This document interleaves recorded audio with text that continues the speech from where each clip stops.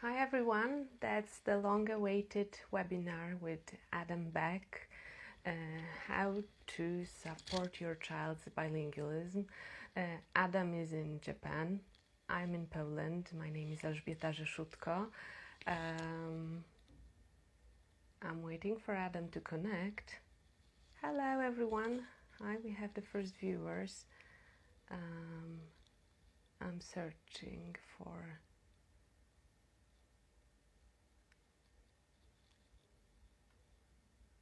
bilingual adventures. There we go. Request sent.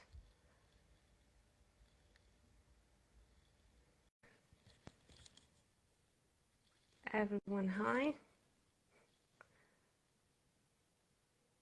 I hope Adam can see me. Um, who am I? Who is Adam? I am a blogger.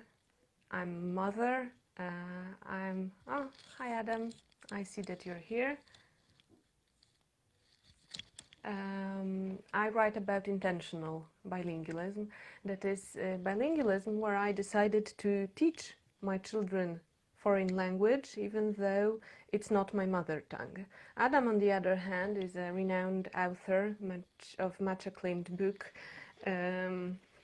Maximize Your Child's Bilingual Ability, recently translated into Polish as Podaruj dziecku szansę na dwujęzyczność. That's why we are here, and we would like to talk both about the book and about bilingualism. We have some technical problems. Worst case scenario, we'll try to connect again. Oh, hi. Hooray! Hey, Hooray! you're there. And there's me You're too. there. Okay, let me just figure Wonderful. this I out. was speaking of meltdowns that you mentioned yesterday and the day before. I was I'm really having one close to. already. Yes, I was close to having one. Everything changed this week. I On know. Instagram, I wasn't able to find any of the buttons. Well, So, Elżbieta, you did a great job because here we are, we're connecting. I'm in Japan and you're in Poland. It's kind of amazing, isn't it? absolutely. Well, how are you today, Adam? I'm okay. You know, in Japan, it's already early evening. I know you just started your day in Poland. Yes. So I'm fine. I'm fine. It's a little bit chilly in my house. Is it cold in Poland now? Yeah, it's fairly cold. I suppose it's the coldest it's been this year. Global Okay. warming has taken all the winters away. I Well, understand. I Yeah. would like you to introduce yourself to our viewers. Well, I already said that you are the acclaimed author of books, but not only books for parents, but also books for kids. You run a blog, Bilingual Monkeys, that has gathered a huge group of followers. You run the Bilingual Zoo forum where you advise parents. And what else do you do? Because you have 20 years of experience in bilingualism. That is just incredible. Well, it's it's gone on longer than that now, actually. But so anyway, the highlights are my name is Adam Beck, and I do live in Japan, Hiroshima, Japan. And I've been here for this is the 24th year, so next year will mark 25 years. And as Elżbieta said, my blog is Bilingual Monkeys. I started that 8 years ago. And then a couple of years after that, so it's been about 6 years now, I opened the forum, the Bilingual Zoo. And at the same time, I started writing books. I have a couple of books about raising bilingual kids, and I'm working on another one now. And I've also kind of started working on some other types of books with my son, for example. We created a coloring book together, actually two of them now, and we're working on a third. But my family, I should probably mention as well, not just my son.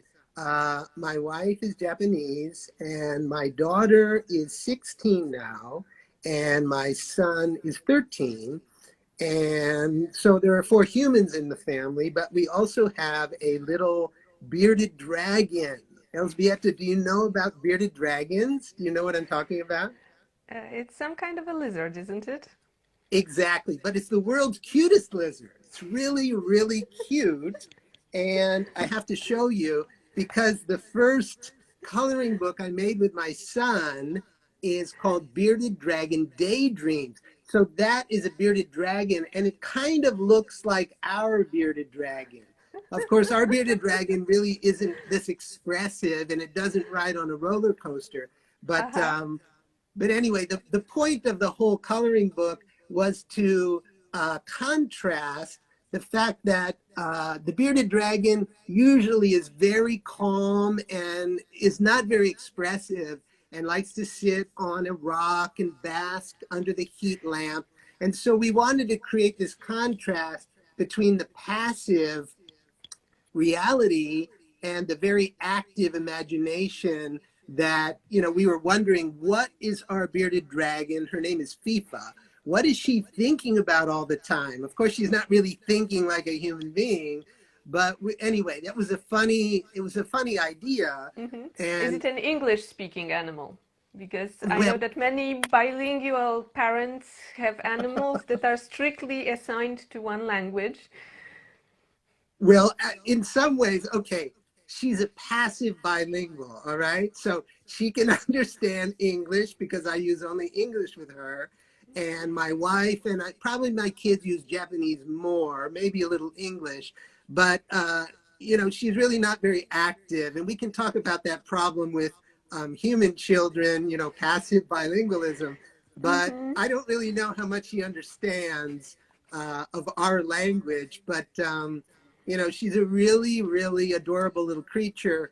And because of COVID earlier this year, my kids were out of school for 3 months.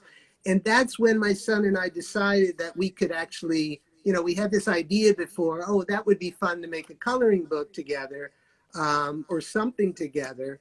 But then when they were home, we had more time together. And so we could actually, realize this Mm-hmm. idea.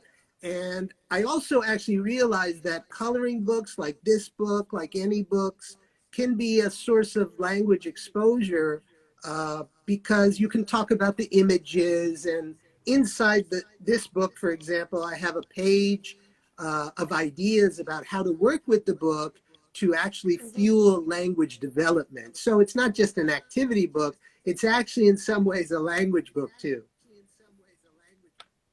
Mm-hmm. Absolutely. Any activity that is carried out together is destined to fuel language development. But as I Yeah. know, this is not the only of your work in progress, or this is finished perhaps, but you have something coming up. Can you tell about, or well, perhaps I shouldn't mention it, your newest book? Is it top Yes, secret or yes. is it not? No, no, no. Well, I've been talking about it, over the past probably year and a half or 2 years, because I've been interviewing parents in many different parts of the world in person, because last year I was able to take a trip through Europe and I went to 9 countries, I think, and stayed with 10 different families, and I was interviewing the families. And it was really a wonderful experience for me personally and professionally, staying with the families and talking about their experiences and meeting their children. And many of these families actually I met originally through the bilingual zoo. And So then it when I will came be. back to Japan, Mhm. go It will ahead. be a case study book, yes? Yes, it is. It's not academic in that sense. I'm really trying, like I'm trying to do with all my work, I really try to make it very reader friendly and practical. And so, in all, I probably interviewed about 40 parents, individually and as couples. And the final book will probably have about 25 or 26 stories of families, including Elzbieta's family. And so the book is tentatively titled bilingual success stories. And I'm hoping it will be coming out next spring. So I'm at the point in the process where I would say 90% of the book has been written, and there's more to write and more to do, but it's in a good place now. And I think it will be a very interesting and inspiring book, because the families I talked to all have very interesting stories. And it was really an honor to write about their families and their success. And speaking of your books, and because you mentioned who your current book will be geared at, a huge question that keeps popping up in all my social media and my newsletter is, uh, will, well, for you, English version, will this book be good for me?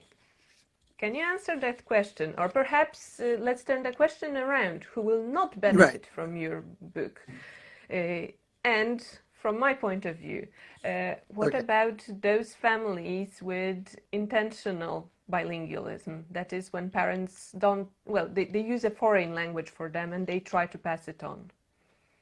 Well, I So, think, yeah, I think for any parent that is interested in raising a bilingual or multilingual child, I think the book can offer value to them towards that aim.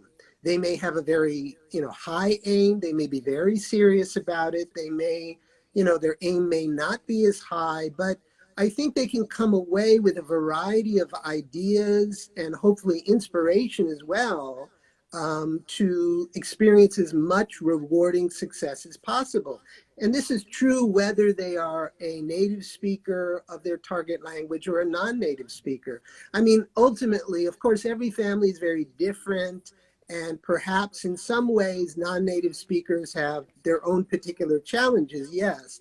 But, the process itself is kind of universal in the sense that we need to provide as mhm. much language exposure as possible in meaningful ways, and we need to persevere, Yes, yes, I absolutely throughout, agree. day by day, week by week, month by month, and ultimately year by year. And so that's true of any parent. Hmm. And I think the book itself, it's based on my experience as a longtime teacher and at this point, longtime parent.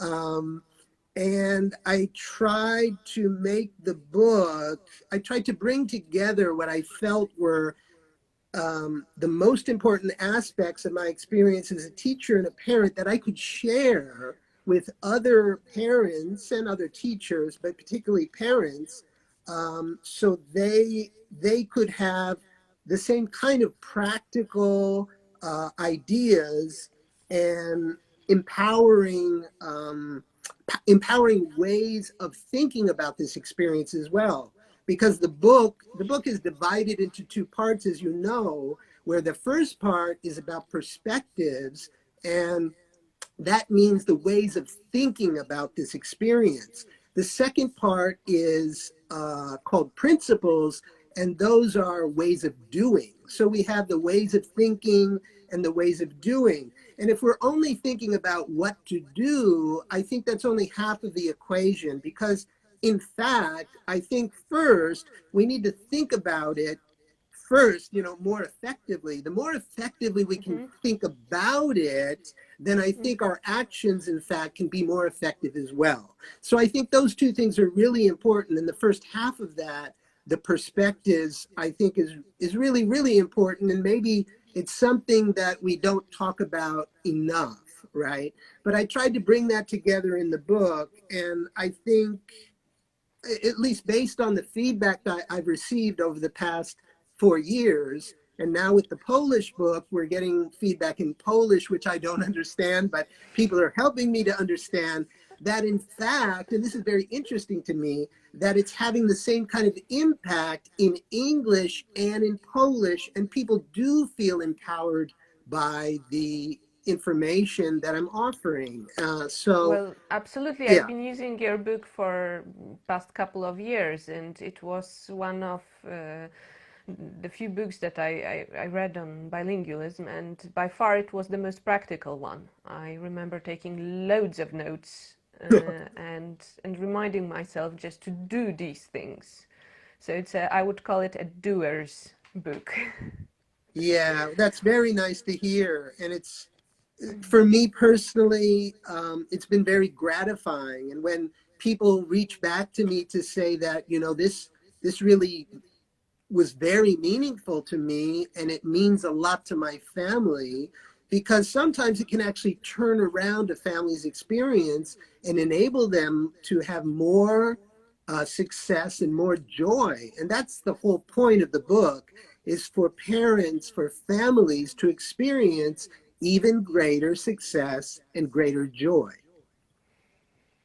Uh, so I would like to ask you some questions. Perhaps I'll just read the one that I see on Okay. my screen that's popped up just now. Adam, in your project, like the next book coming up, do you talk to families practicing intentional bilingualism as well, or you stick to native speakers passing their own mother tongue? Oh, no, it's both. Elzbieta is a very good example because she's, practicing intentional bilingualism. I mean, what I mentioned before, that, for example, the book can apply to any parent, I would also suggest actually that I understand the distinction or the nuance behind the idea of intentional bilingualism for non-native parents, but I would also suggest actually that we all have to be intentional about this. So, it's intentional bilingualism for all of us. It really is. I mean, I'm a native Mm-hmm. speaker of English, and our target language, our minority language is English, yes. But without being intentional about it, we can't really experience the kind of rewarding progress and success that we want, right? And I even go so far sometimes, and I'm only half joking, but I also use the word obsessive. And that word comes up from time to time, not just from me, but from other parents. And I think there's two ways to be obsessive, right? I mean, it could be very bad. But I think when we talk about bilingual kids, and if we keep it playful, that being obsessive is actually a very good thing. It's really it's taking the idea of being intentional and even making it stronger in some ways, right?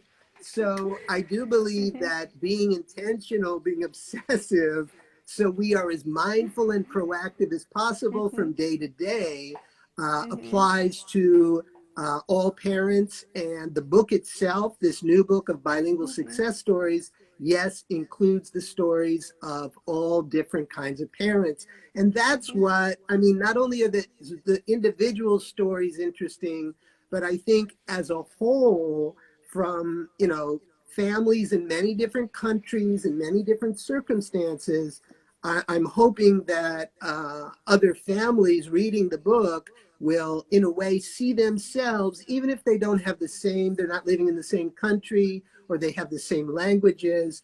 But I think in some basic ways, they can identify and feel inspired by these other families that have experienced a lot of success. Thank you for your answer. Uh, Sure. I have quite a few questions noted down here, but there's Anything. one thing that really keeps bugging me, and I'm really keen to ask you. There's a huge thing in Poland with regards to speech development. Everyone keeps worrying about speech development. We are a monolingual country. I would say it's strictly monolingual. It's not like in United States, in New York, where you have, many nationalities mixing up. We are really a single nation with a single language. And people keep worrying and keep asking me that question. Come on, I'm trying to raise my kid to be bilingual, but will that impair its speech development Right. with regards when we look at one language? What's your opinion on the subject? Well, it's interesting that, I mean, we're in very different countries, of course, but it's very similar in Japan. I mean, it's a very monolingual country, and there are the same kind of general concerns Mm-hmm. about, children acquiring or being exposed to more than one language at a time. Um, but based on my experience, I'm sure your experience and the experiences of many, many families all over the world, not only in the present day, but for hundreds of years in the past, even though maybe people were saying, oh, no, no, no, you shouldn't do that. I think we know that it actually can be a very natural and very positive process. And so there may be concerns from time to time in terms of particular families, particular children. But, as a general idea, I don't really think there should be general concerns in the way that, perhaps people in Poland or people in Japan or people in some other countries believe it is. Mm-hmm. And I would add to that I think sometimes people tend to overthink it. It is a natural process. And I'm Mm-hmm. not just saying that about, people in general, but I think one of the issues that comes up for individual families and parents is that they're overthinking it to some extent. I'm not saying that thinking about it is not a good thing. Of course it is. But if we think about it too much, then we can start to doubt ourselves or worry about it excessively. You know what I mean? So, part of this Absolutely. challenge is psychological more than anything else. And Mm-hmm. basically, what we need to do is provide as much exposure to the language as possible. And if we do, the child will, little by little, they will develop growing proficiency in that target language. So, it really is a very natural and positive process, but we have a lot to do with the positive aspect of it because, Mm-hmm. again, if we're overthinking it, we become too stressed out about it, then in fact, it may be counterproductive to not only our progress and our success, but of course, it starts to undermine our own joy and you know, it becomes less enjoyable. And if it's really not an enjoyable process and if it feels like a burden and it feels too stressful, then something is off, I think. Something is wrong and it's better to stop and pause. I don't mean just stop. I mean pause and then take a breath and think about, okay, what can I do now in terms of my situation? Maybe I need to change some circumstances around. Maybe I need to reshape things or rethink things. And maybe I need to lighten up and be more playful about my approach. So, I mean, it really depends on the family and the parent and the child. But I think in general, I don't think, going right back to the first question about society itself, um, I don't think the concern should be as strong as it often is. And I think if we can share our success stories with Mm-hmm. others and we can continue to encourage them to move forward on this path, and they don't necessarily have to have a high aim. It could be a more modest aim, and that's okay too. But I Mm-hmm. think every family can have some degree of success if they want to and if they try. It's so right. I really, with my whole heart, I really think as you do. Good. Well, I received quite a few questions regarding differences between two languages that are being introduced, especially when it comes to the script. And Yeah. the other question that I received was regarding, for example, Japanese courtesy forms. I don't know how to name it even in English because there are different Okay. levels of expressing, of honoring your speaker. So, Okay. Yes. for example, let's perhaps talk about English and Japanese. If someone wants to pass on Japanese to their child, apparently there are such people in Poland. which version of Japanese should they teach to their child? Well, I mean, they probably will start with just the very simple stuff because, the more it's called honorifics, where you have different levels of Oh. politeness, right? Mm-hmm. And those higher levels, aren't even, I mean, there are various levels. And if you're talking to the Emperor of Japan, then you have the various highest level of Mm-hmm. politeness, let's say. But, in daily life, people aren't going to be using that sort of language. So, when parents, Japanese parents are raising their children, particularly when they're small, they're using very kind of basic Mm-hmm. language with them, and that would be perfectly fine. And I And think as people considering get, Mhm. Considering go that ahead. that would be the only source of Japanese to that child, I mean the parent himself, Right, right. because they are And that would worried be, that the child will then go into the world and they will not know how to address an adult. I think it's not as complicated as that, I don't think. There's really only two main levels, and we have the same in English, for example, because there's different ways of saying things politely, right? Mhm. I can't think of a good example offhand in English, but Mhm. of course, we can ask a question, we can ask someone to do something, and we can ask it in a polite way, we can ask it in an even more polite way. You know what I mean? And so Yes.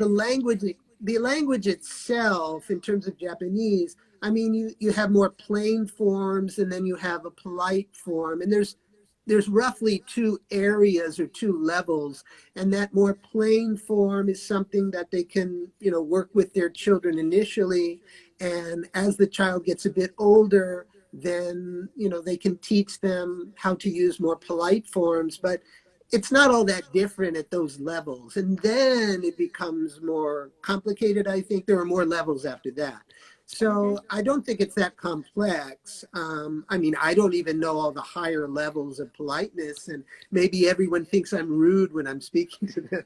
I hope not, but anyway. But the polite form, the basic polite form works in general, and I don't think it's an issue for the most part for daily life, right? Mhm. Yes. Thank you. Thank you. There is a similar question. It comes from my reader from. I don't know if she's from Greece or from Poland. Uh, Her name is Sylvia. She writes as follows: My son is 4 years and 3 months old. I speak Polish with him. His dad speaks Greek. Recently, he sang the whole English alphabet. He loves watching Blippi on YouTube. When he started naming the letters in Polish words, I noticed that letters that produce different sounds in our two languages are a challenge. For example, he calls W U, even though in Greek W means omega or O. I see that all of this is quite a muddle. How should I introduce my son to ABCs into languages?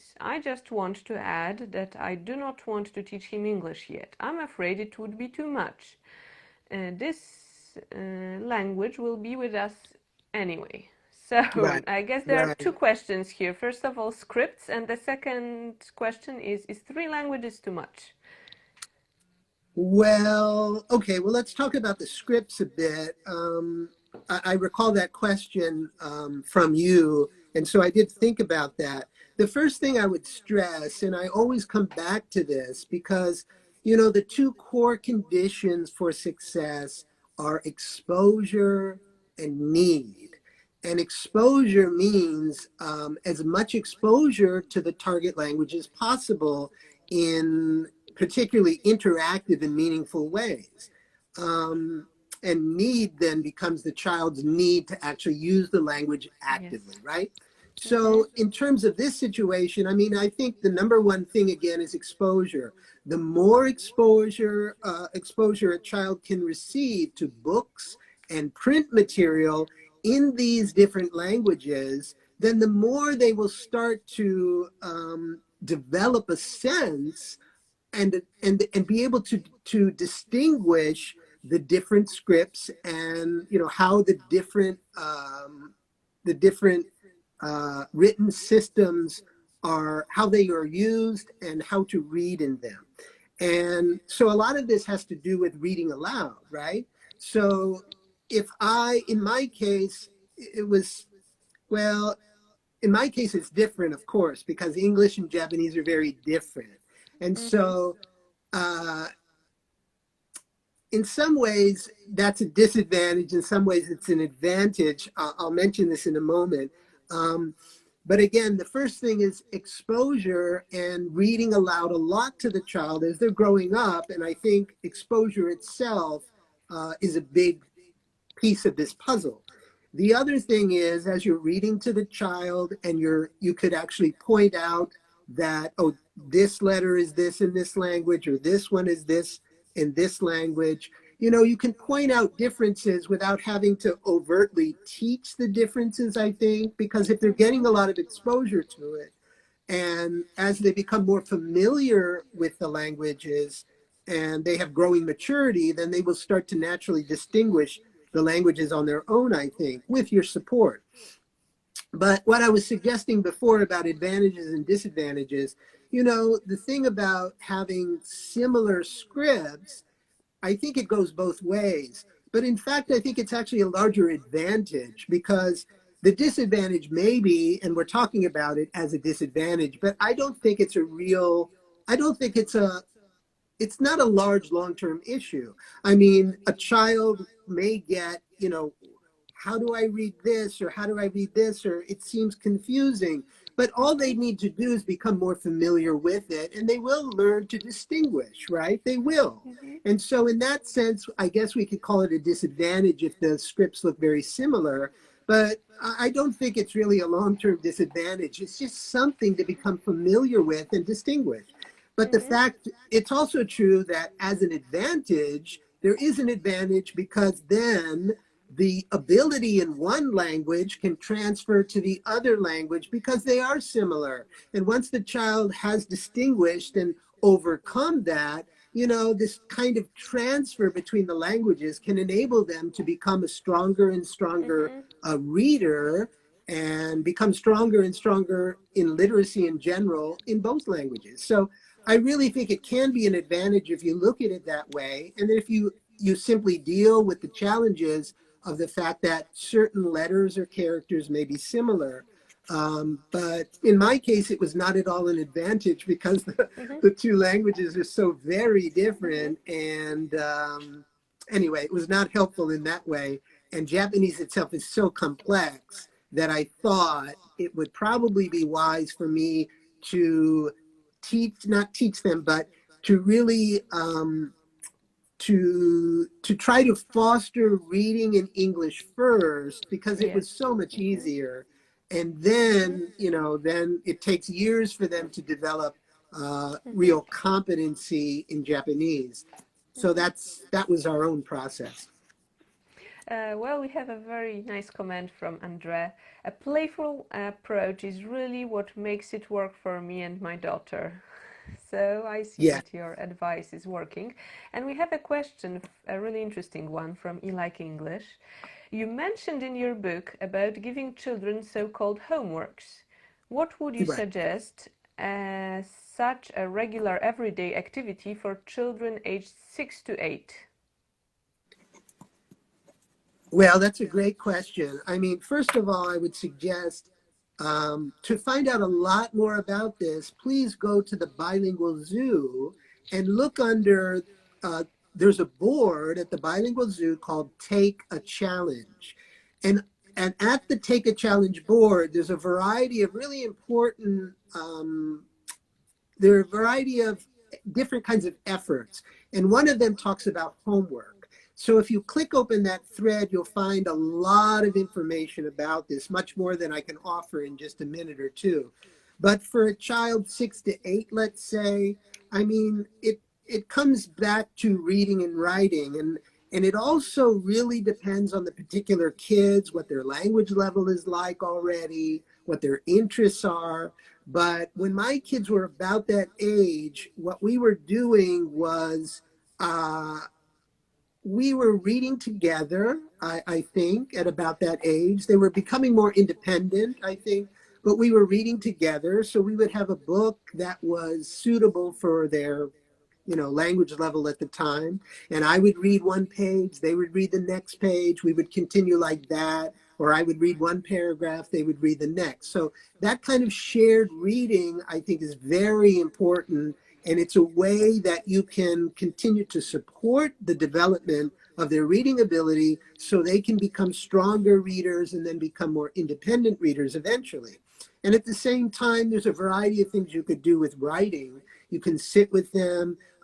Again, it really depends on what they're capable of doing already, but you could write little stories together where even if they can only write one word, they write one word and then you write a little bit more and then they add on to that. You could do shared writing experiences, shared writing activities like that.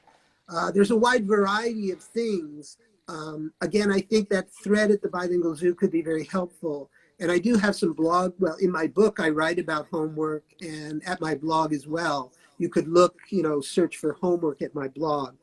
But my homework routine over the years, it started when my kids were about 3 or 4 years old. From the time they really could, hold something in their hand, like a crayon, we were doing little dot to dot activities and, very kind of it was a very gentle approach, but I wanted to start it really early because I wanted to make it a habit. I wanted to make it a routine that could continue throughout their childhood, as it does even when they're teenagers, because I continue to assign them, read this chapter in this book and, write in a journal. And we have a letter to write to our cousin in the United States. So, of course, their homework has evolved a lot over the years, but it's been very steady in terms of trying to focus day by day on little by little reading and writing activities. And if you do that over time and you persevere, and you may not be able to do it every single day, particularly as the kids get older, but it's really important, at least it has been for me, in terms of advancing their literacy in English, because otherwise they have no opportunity outside of the home and outside of kind of me asking them or telling them to do these little activities day by day, because they've only gone to Japanese schools and the English they get at school is at a very low level, right? So I would encourage all parents, if it's important to you to develop literacy as well, to try to establish a sustainable routine of homework in reading and writing activities that, but again, is as playful as possible so that the children enjoy the experience, and that will help it make it sustainable for the years of childhood. We have I would say, a very significant question here from Andrew True Story. Also, a thing I see a lot of parents doing is overtly and constantly correcting the target language. I would imagine that is really a turn-off for the child. Your thoughts? Yes, I agree. I don't correct And I things. admit to being guilty sometimes. Yes, I think we all do that sometimes, and it can get frustrating if we hear the same thing. I mean, I've had this experience, I've heard it from other parents, and we hear the same error again and again and again. And even though we've said, no, it should be, not he are, it should be he is, or whatever it might be. And it seems very simple, right? Like, why can't they get that already, But I think if we continue to be patient and persistent, and again, playful about our approach, then it's something that they can almost self-correct this over time. Most kids over time, they don't fossilize these kinds of mistakes. It may feel that way, and it may feel frustrating again when you hear it again and again and again. And then you want to jump in, very quickly, and you want to do something about it. But I would say stay patient, stay persistent about modeling. I mean, it's one thing to model the correct usage, but it's another thing to jump in there and say, no, no, no, and do it in a more direct way, right? I don't think we need to be as direct about it. And in fact, being indirect about it is probably enough. And if you can model it when you're speaking with them, if they make a mistake, just repeat it. You reformulate what they say and you model the correct usage. And once they get a bit older, you may even want to use captive reading. The idea of captive reading is that you take text and you post it in the bathroom, or you write little notes to them that you put in their lunchbox, or, there's a variety of ways to add text, to add print material to your home environment. And, through doing that, you can actually work on, in an indirect way, you can work on those mistakes by modeling it in written form as well. And so I would recommend doing it in an indirect way in both directions, modeling it when you speak to them and modeling it through written text in certain ways. If you're writing little stories for them, you post it in the bathroom and they start to read it, or you help them read it. And it has these kinds of grammar mistakes that you're modeling the correct stuff, right? So they're Yes. seeing it, they're reading it, and it will help reinforce it to them. And you might even sometimes, you could even write out a paper. If you want to do it a little more directly, you could do it more playfully, where you write a little story and you include all these mistakes and see if they can recognize them. Can you Yeah, that's circle them? brilliant. There are Brilliant. 10 mistakes. Can you find 10 mistakes? And you get a little Yeah, prize if you can find the mistakes. Try to make it a playful activity it's instead of brilliant. something where you're expressing frustration about it, because that frustration is really that's what you want to avoid, because that will affect the child in a negative way, I think. Yeah, well, with intentional bilingualism, it's also the matter of correcting your spouse sometimes. Just as an anecdote, this week I overheard my kids talking to each other. My daughter is older, as you know, and she said to her brother, "Don't talk like that. You will teach Daddy bad English." I No, understand. it's I so. understand. I, But I feel. this, Elzbieta, this issue comes up because, non-native parents are often asking that question because they're concerned that, I'm going to Yes. make mistakes and then my Mm-hmm. child will learn mistakes. And I understand that. And that's a valid concern. But I don't think over time, again, I don't think those mistakes will necessarily be fossilized, especially No, when, no. as the child gets older and you have other sources of exposure, other Mm-hmm. people in the child's life. You can try to connect with more native speakers and they have other models of the language. You know what I mean? And so those kinds of weaknesses in their language ability can grow stronger over time. And it really Absolutely. doesn't necessarily Mm-hmm. need to be, it's not a long-term concern, I think, because again, they will kind of self-correct gradually over the months and years of their language development. I believe it's so true. Absolutely. I already see my daughter being way more advanced in English than I am in some terms. Yes. Well, I don't know about that, but it's also true that Well, I once do they make read, mistakes. I do oh, make mistakes, and I have her correct me. okay, So okay.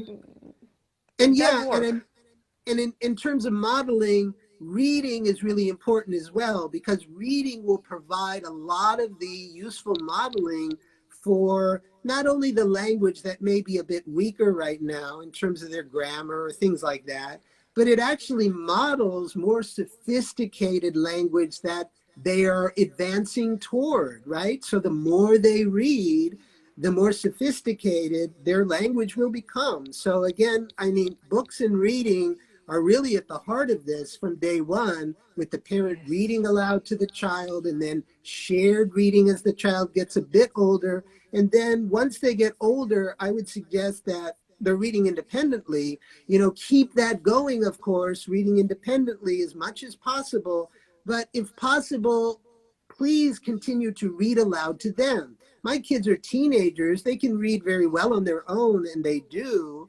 but I continue to read aloud to them at breakfast every morning, and I have since they were very, very small. So, because children's children's listening level actually is higher than their reading level, until they become adults, Mm-hmm. probably, then their listening level, then it becomes closer, I think. But for example, right now I'm reading a book to my son at breakfast, and the reading level is really pretty high. And if he was trying to read it on his own, it would it would not be as enjoyable, so he can follow That's the true. story, and he doesn't understand every word, but that's okay because I'm there to support the process as well, right? He's not on Mm-hmm. his own. So, I encourage families, I encourage parents to read aloud to their children throughout the childhood years if possible. Absolutely. I had my dad read to me, and I know how much that has aided my speech Yes, development. Well, yes. we have another really interesting question that I would love to hear your answer to. What should be the very first steps in starting introducing English to a 4 months old child? I understand that it refers to intentional bilingualism. Well, it's the same with all of us. I mean, let me preface my answer by saying that, you know, when I get a question about any sort of situation, it's often difficult to actually give the most effective answer if I don't know all the details, if I don't really know the full details of the family situation. And, the very best way for me to be helpful to families is when I do this kind of consulting one on one, like through Skype, for example. And I can do this for free these days, actually. Just go to my website and click on consulting, and you'll find all the information about how that's possible. But anyway, when I do consulting, it's not just like a short question about someone's situation or even a paragraph. What it is, initially, I'm offering them a list of questions before we even speak that I'd like them to respond to, because I really want to know in full colorful detail what their family situation is like. And once I know that, then we can have a conversation for an hour or so where we really can talk Mm-hmm. in even more detail about their situation. And then at that point, I'm able to really offer targeted advice, Mm-hmm. based on their situation. So, anyway, I just wanted to say that because it really is important in terms of the kinds of answers I'm offering now, which are Mm-hmm. necessarily more general because I don't really know the specifics. When someone says I have a 4-month-old child, a Yes. baby, Mm-hmm. and I want to introduce English, how to do that really depends on your particular family. But Mm-hmm. again, I would go back to the idea of providing as much exposure as possible. If you want to do it more full on, that would mean really trying to be consistent about using English with the baby. If your aim is different and you really just want to start to introduce a little English and not a lot of English to start, you could use English sometimes. You might not use it all the time. But a really good way is through books again, through reading aloud. You can read aloud to the baby starting at day one. I mean, you're at 4 months now. You're at day Mm-hmm. what, 120? Is that, no, 160? No, 120. So you're on day 120. Mm-hmm. Start now. Read aloud to your child. Get some picture books. They could even be, it doesn't have to be in English because the baby's not trying to read anything. You could take a book in any language and you can tell the story. Exactly. And, connected to that, one resource that I really encourage families to collect are wordless picture books, because wordless picture books are a beautiful genre Absolutely. of Yes. books. Yes. There's so We many love of these them. beautiful books, and they don't have any language at all. They tell the story through pictures alone, or maybe just very minimal language. But you could tell the story in any language, and you can talk about it forever, you know, because you're Mm-hmm. not tied to the text. You could just talk about it. Exactly. And you could talk about it at any level, no matter what the child's language level is like. You can pitch the kind of language you use to the child's level and maturity and interests and all the rest. So anyway, wordless picture books are really, really Yes. useful. Even as Mm-hmm. children get older, I still use these with my Oh, I still teenage use kids as for well. writing activities, you know. So Mm-hmm. um, Uh, anyway, I'm you know, sorry because go ahead. we are only left with 10 minutes, so I need to Okay. slowly wrap up to make sure that Yes, we yes, don't get anything cut off at the end because it's beyond our influence of what will course, happen. of There's one course. wonderful comment here. A sustainable routine of homework is probably one of the best tips I got from Adam's Maximize Your Child's Bilingual Ability. So it Okay, seems that everyone appreciates this idea, and perhaps this will be the last question that we will manage to answer. sure. Hey, what about the question whether three languages is too much? Oh, Is yes, yes, it yes. or is it not? No, of course not. But again, let me again preface by saying it really depends on the particular family. I mean, I don't know enough to say, is it too much at once for your family? I mean, I would need to really know everything about your family or a lot about your family to be able to say how to navigate that, you know? Three languages, of course, is not too much if the circumstances can support that effectively. Now, it might be too much if the circumstances can't really support that well. And in that case, maybe two languages is better to begin with. And then once those languages have a more firm and active foundation, then you introduce the third language, you know? So I think the point is timing is really important, and you need to base the timing on your particular circumstances, what will be most effective and most enjoyable again for your particular family. So are three languages too much? Well, as a general rule, no, but it depends on your family how to actually manage that in the most effective and most enjoyable way possible. That's so true. Some words of appreciation. Reading at breakfast. What a great tip. Thanks a lot for this inspiring idea. And Yeah. another comment. Absolutely, our children will become better than us. And that's a great experience that shouldn't be scary for parents, but actually a goal. Yeah. Uh, Yeah. yes, so basically, another comment appreciating the wordless picture books. I love these. You buy one book, you have as many languages as you want. Yes, I love it. I love it. And, It's you a know, money saver. let me add one more tip because I think Mm-hmm. it's such a useful device. And I often connect it to wordless picture books with families. And the device is called Chameleon, just like the lizard, Chameleon Reader. And Chameleon Reader was actually developed, I think, for special needs children originally, but it was then redeveloped for multilingual families.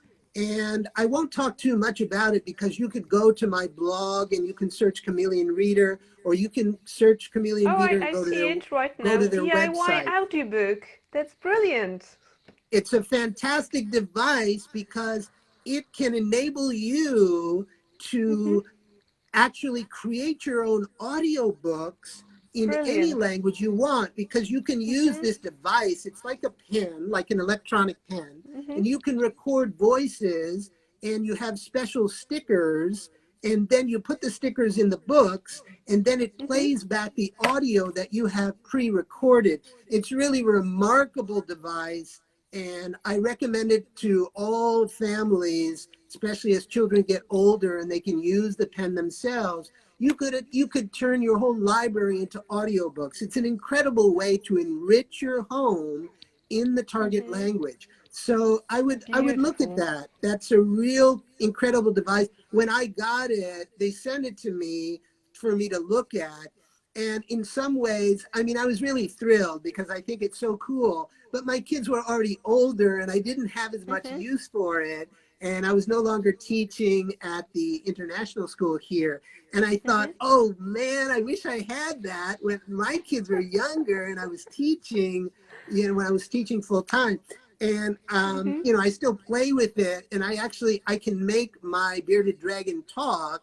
Mm-hmm. It's a passive bilingual. But if I use the stickers, the bearded Uh-huh. dragon can start talking too. So anyway, Wonderful.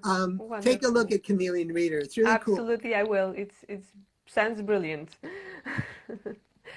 Okay, since the time is running out, I will just let our viewers where to get your books because the English version is available on Amazon where they can order it. Sure. And the Polish version is available in two places. In UK, if you're living there, then you can get it from Czytami Mówią po polsku. That's a Polish bookstore in Great Britain. And in Poland, you can get your book. We can get your book from Wydawnictwo Sam, who's the sole distributor of your book. And for everything else, I suppose I should invite to your blog Yeah, sure. and the the forum Bilingual Zoo. And I Yes, also yes. invite everyone to my blog, Mam to na końcu języka, where you can read about, well, most of all, intentional bilingualism, but I also give advice that is more general and does apply to any form of bilingualism. And I'm really Right, keen on Montessori teaching methods, so more right. general knowledge related things, because I strongly believe that we should pass language through all fields of science, knowledge, culture, and all activities that we do. I strongly believe that this is Yeah. a wonderful approach. I So, completely agree. Yes, I completely agree. I mean, what a great gift that we can hand down to our children and possibly, they can hand down to their children. Who knows? We throw this stone in the pond and it ripples out through generations, perhaps. So, oh, true, even true. every day matters. So, day by day can actually result in, years to come. So, I wish everyone the best. Stop by Bilingual Monkeys in the Bilingual Zoo. And it's such a pleasure to speak to you, Elzbieta, Oh, about all of this. thank you, Adam. And I'm already It's looking forward to our next conversation, okay?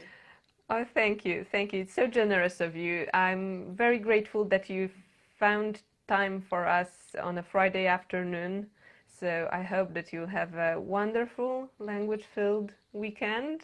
And Yes, you too. well, the last word is on your side. Well, I would just say persevere because I like to say this a lot, but there's always a payoff to perseverance, always. So don't give up.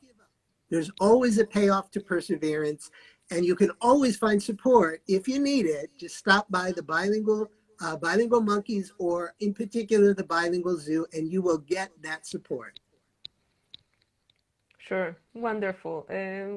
Thank you for being with us, and I hope we'll see each other again somewhere on another webinar. I'm sure we So, will. Yes. everyone, stay tuned. Everything here will be available on our social media. We'll share this recording with you.